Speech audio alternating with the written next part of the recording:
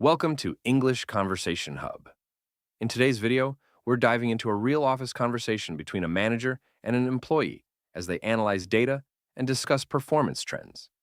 You'll learn how to use useful business vocabulary and phrases like, "What conclusion can be drawn from this graph?" in a natural and fluent way.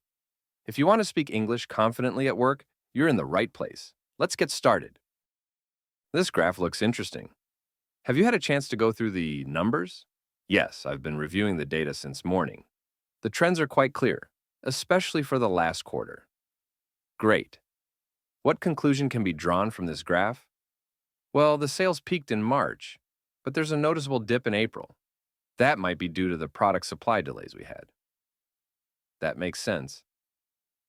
Also, if we compare this to the customer feedback data, April had the highest number of complaints. Exactly.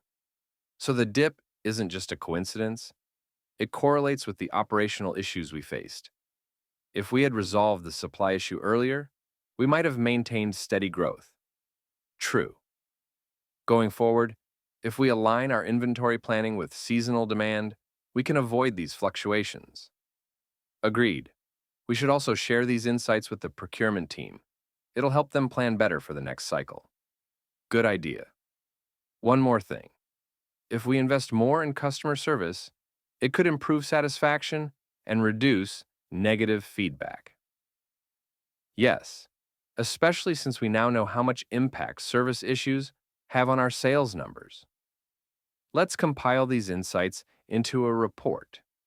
If we send it to leadership by tomorrow, it'll give them time to act on it before the next review meeting. I'll get started right away. Would you like me to include a comparative analysis with last year's data as well? Absolutely. If we can show year-over-year improvements or patterns, it strengthens our case. Got it. I'll circle back once the first draft is ready. Perfect. Let's make sure the data tells a story that leads to action. And that's it for today's video.